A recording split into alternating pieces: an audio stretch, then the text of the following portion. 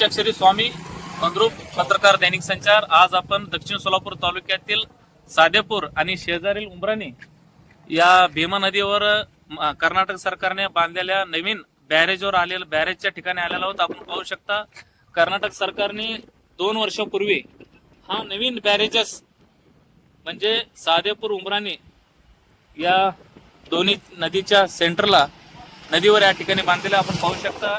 इकडं या नवीन बॅरेजमुळे कर्नाटक सरकारने पाणी मोठ्या प्रमाणामध्ये या ठिकाणी अडवलेलं आहे। आपण पाहू शकता ही भीमा नदी आहे, कर्नाटक सरकारने बांधलेला हा नवीन बॅरेजेस आहे। या बॅरेजमुळे या ठिकाणी पाणी साठा मोठ्या प्रमाणात उपलब्ध आहे।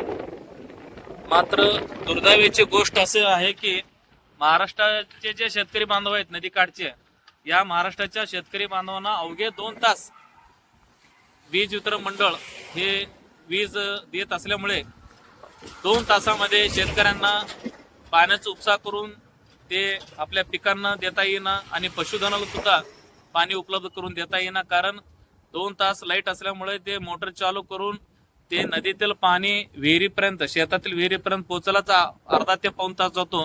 त्यामुळं 3 फेज वीज मध्ये खंडित होतो। त्यामुळे पुन्हा चालू करून पुन्हा ते आपल्या शेतातील विहिरीमध्ये पडण्यापर्यंतच 2 तास संपून जातो आणि पुन्हा लाईट बंद केलं जातं। म्हणजे महाराष्ट्राच्या शेतकऱ्यांना 22 तास लोड शेडिंग आहे। फक्त 2 तास महाराष्ट्राच्या शेतकरी बांधवांना महाराष्ट्र वीज वितरण कंपनी हे 2 तासच लाईट देत असल्यामुळं शेतकऱ्यांना शेतातील आपल्या पिकांना पाणी देता येईना, पशुधनांना पाणी देता येईना। त्यामुळे शेतातील पिकं हे पाण्याअभावी करपून जात आहेत। त्यामुळे शेतकऱ्यांचे लाखो रुपयाचे नुकसान होत आहे। गत वर्षी अतिवृष्टी झाल्यामुळे पेरण्या उशिरा झाल्या आणि काही जमिनी अति पाण्यामुळे छारपट झाल्या। त्यामुळे या वर्षी तरी चांगला पाऊस पडेल अशी अपेक्षा होती। मात्र यंदा दुष्काळी परिस्थिती जाणवत असल्यामुळे शेतकऱ्यांनी धास्ती घेतली, बाबा या वर्षी तरी किमान वेळेवर पाऊस पडेल अशी अपेक्षा होती। मात्र रोहिणी आणि मृग हे 2 नक्षत्र कोरडे गेलेले आहेत। आद्रा नक्षत्राचा म्हणावा तसा पाऊस होताना दिसत नाहीये। त्यामुळे शेतकऱ्यांची अशी आशा अपेक्षा आहे की बाबा किमान या वर्षी जे काही शेतातील पीक आहे ते वाचावं। यासाठी शेतातील पिकांना मोठ्या प्रमाणात पाण्याची गरज आहे। ती गरज 2 तास लाईट दिल्यावर पूर्ण होणार नाही आहे। कमीत कमी 12 तास तरी, 8 ते 12 तास तरी लाईट महाराष्ट्राच्या शेतकरी बांधवांना महाराष्ट्राच्या वीज वितरण कंपनीनं द्यावं अशी सातत्याने मागणी होत आहे। मात्र महाराष्ट्र सरकार याकडे दुर्लक्ष करत आहे। आमचे तालुक्याचे जे विद्यमान आमदार आहेत, आमदार सुभाष देशमुख साहेब यांनी सुद्धा नुकत्याच पावसाळी अधिवेशनामध्ये हा प्रश्न उपस्थित केला होता की बाबा महाराष्ट्राच्या शेतकऱ्यांना 8 ते 12 तास लाईट मिळावं अशी त्यांनी मागणी केलेली आहे। खरं तर आपण पाहू शकता या ठिकाणी समोर कर्नाटक राज्य आहे पलीकडे, या कर्नाटकच्या शेतकरी बांधवांना 12 ते 14 तास लाईट आहे। कर्नाटकच्या शेतकरी बांधवांना 12 ते 14 तास लाईट मिळतं। मात्र आमच्या महाराष्ट्राच्या शेतकऱ्यांना अवघ्या 2 तास लाईट मिळत असल्यामुळे शेतकऱ्यांना आपल्या शेतातील पिकांना पाणी देता येत नसल्यामुळे पिके करपून शेतकरी बांधवांचे लाखो रुपयाचे नुकसान होत आहे। पशुधनाचे सुद्धा पाण्याअभावी हाल होत आहे आणि शेतकरी बांधवांना दैनंदिन वापरासाठी सुद्धा पाणी उपलब्ध होताना दिसत नाही आहे। आपण पाहू शकता भरपूर पाणी आहे। हे बघा, या नवीन बॅरेजेसमुळे या भीमा नदीला भरपूर पाणी आहे आणि इकडं समोर या बॅरेजमुळं इकडं समोर पाणीच नाही आहे। त्यामुळे या भागातील जे या सादेपूर उमराणी बांधाराच्या बॅरेजच्या पुढे जे नदीकाठ आहे पूर्ण कुडल संगम हिळलीपर्यंत पाणीच नाही आहे। त्यामुळे या भागातील शेतकऱ्यांना आपल्या पिकांना पाणी उपलब्ध होत नसल्यामुळे त्यांचे सुद्धा लाखो रुपयाचे नुकसान होत आहे। मी महाराष्ट्र सरकार आणि कर्नाटक सरकारला विनंती करतो, तुम्ही जे पाणी अडवलेलं आहे ते पुढे सोडावं। कारण पुढे अनेक पाणी पुरवठा योजना आहेत अनेक गावचे, त्या गावांना पाणी नसल्यामुळं महिना 1.5 2 महिने त्या गावांना पाणी नाही आहे। त्यामुळे मी महाराष्ट्र सरकारला विनंती करतो की या उमराणी बंधारे जे सादेपूर उमराणी बंधारे जे आहे, कर्नाटक सरकारशी महाराष्ट्राच्या सरकारने संपर्क करावा, त्यांना विनंती करावी की बाबा तुम्ही जे नवीन बॅरेजेस या ठिकाणी बांधलेलं आहे, या बॅरेजला जे तुम्ही पाणी अडवलेलं आहे ते पाणी तुम्ही पुढे इकडं या पुढे हौज आहे, या सादेपूर उमराणीच्या पुढे हौज बंधारा आहे, चिंचपूर बंधारा आहे, पुढे हिळलीपर्यंत आपल्याला पाणी लागणार आहे। मात्र हे सगळं कोरडं ठाक आहे। इथं पाणी अडवल्यामुळे ही पुढे परिस्थिती उद्भवलेली आहे। त्यामुळे मी महाराष्ट्र सरकार हात जोडून विनंती करतो, आपण लवकरात लवकर कर्नाटक सरकारशी संपर्क करावा. त्यांना या नवीन बॅरेजेस जे पाणी अडवलेलं आहे कर्नाटक सरकारनं ते पुढे सोडण्यास त्यांना विनंती करावी, जेणेकरून या पुढील इथून या साधेपूर पासून ते आपले औज मंद्रुप बंधारा असू दे, चिंचपूर बंधारा असू दे, पुढे हिळीपर्यंत शेतकऱ्यांना पाणी मिळेल. तसेच ते पाणी मिळालं तर शेतातील पिके वाचतील, पशुधन वाचतील, शेतकरी सुद्धा वाचेल. तसेच या पुढील जे इथून जे पुढे हिळीपर्यंत जे पाणी पुरवठा योजना आहेत विविध गावचे, मंद्रुप पासून ते हिळीपर्यंत या सगळ्या गावात सुद्धा भीषण पाणी टंचाई आहे पाणी नसल्यामुळं. त्यामुळं मी जर बॅरेजेसचे दरवाजे जर उघडले तर पुढे पाणी जाईल. त्यामुळे विविध गावच्या पाणी पुरवठा योजनांना सुद्धा पाणी उपलब्ध होईल.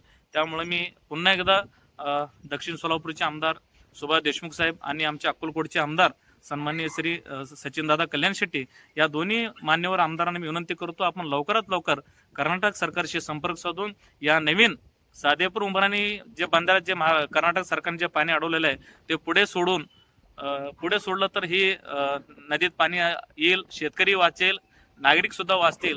त्यामुळे लवकरात लवकर पुढील कार्यवाही व्हावी अशी मी विनंती करतो. आणि कर्नाटक सरकारनं सुद्धा आपलं मानवतावादी दृष्टिकोन ठेवावा. नेहमीच ज्या ज्यावेळी कर्नाटकला पाणी टंचाई भेडसावली आहे त्यावेळी महाराष्ट्र सरकारने उजनी धरणातून पाणी सोडलेलं आहे, हा इतिहास आहे.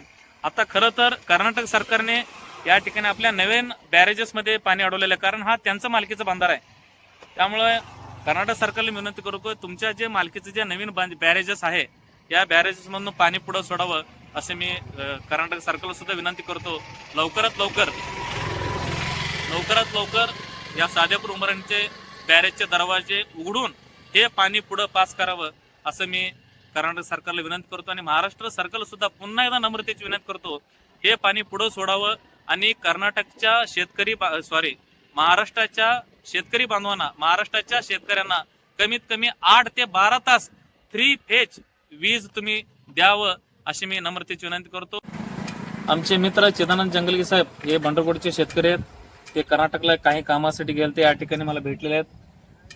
आपण त्यांच्याशी संवाद साधू. नमस्कार साहेब. सध्या भीमा नदी काठी महाराष्ट्राच्या शेतकऱ्यांना 2 तास लाईट मिळत आहे आणि कर्नाटकच्या सरकारनं 8 ते 16 तास भेटतात. विचार करा, या ठिकाणी 16 तास लाईट कर्नाटक सरकार आपल्या शेतकऱ्यांना देत आहे, तर महाराष्ट्राचं सरकार अवघे 2 तास लाईट देत आहे. म्हणजे कर्नाटकचे शेतकरी तुपाशी तर महाराष्ट्राचे उपाशी. कर्नाटकचे शेतकरी तुपाशी तर महाराष्ट्राचे शेतकरी उपाशी अशी परिस्थिती झाली आहे. आपण काय सांगाल या संदर्भात? काय नाही, आमच्यात प्रतिनिधी चांगलं नाही म्हणून आमचं असं हाल व्हायला लागलो. बाकी काय नाही, प्रतिनिधी जर चांगलं भेटला आपल्याला, आमच्यात म्हणजे माणुसकीप्रमाणे जर माणूस भेटला, आमदार म्हणा, खासदार म्हणा, कोण सुद्धा जर दखलच घेत ना आमचं दक्षिण भागात काय आहेत ना. आता उजनी धरणं आमच्या सोलापूर जिल्ह्याची आणि त्याचं सुख दुःख सगळं खाणारे बाहेरचे. आमच्या महाराष्ट्रामधलं जेवण आमच्या घरचे आणि जेवायला आम्हाला नाही पाहुण्याशी, असं हे चालू आहेत आमच्यात. आता या ठिकाणी यांचं म्हणणं असं आहे की बाबा लोकप्रतिनिधी हे सक्षम असायला पाहिजे असं त्यांचं म्हणणं आहे. परवाच अधिवेशनमध्ये आमदार साहेबांनी हा प्रश्न मांडलेला आहे, मात्र त्याची अंमलबजावणी झालेली नाही. आमदार साहेबांनी अधिवेशनामध्ये सांगितलं की कर्नाटकच्या शेतकऱ्यांना लाईट मिळत आहे, महाराष्ट्राचे शेतकरी मिळत नाही असं त्यांनी प्रश्न अधिवेशनामध्ये उपस्थित केला असला तरी त्याची कारवाई खाली अजून झालेली नाही. अजूनही फक्त 2 तास लाईट आहे. मी लवकरात लवकर महाराष्ट्राच्या वीज वितरण कंपनीला आणि महाराष्ट्राच्या सरकारला विनंती करतो, जसं कर्नाटकमध्ये 16 तास लाईट आहे शेतकऱ्यांना, तसंच लाईट किमान 12 तास तरी द्या आम्हाला. 16 नको, किमान 12 तास 3 फेज ट्रिप न करता, खंडित न करता सलग 12 तास तुम्ही दिवसा जर लाईट दिला तर महाराष्ट्राचे शेतकरी वाचतील, महाराष्ट्राची शेती वाचेल, महाराष्ट्राचे पशुधन वाचेल आणि महाराष्ट्राचं जे शेतकरी बांधव आहे, अन्नदाता, जगाचं पोशिंदा वाचेल. याचं कुठंतरी आपण दखल घ्यावं. मी पुन्हा एकदा आमदार सुभाष देशमुख साहेबांना आणि लोकसभेच्या खासदार प्रणितीताई शिंदे यांना विनंती करतो, लवकरात लवकर महाराष्ट्राच्या शेतकरी बांधवांना सुद्धा 12 ते 16 तास 3 फेज वीज उपलब्ध करून द्यावं अशी मी या ठिकाणी विनंती करतो. मी पंचक्षेत्र स्वामी पत्रकार आपला आभार मानतो. धन्यवाद.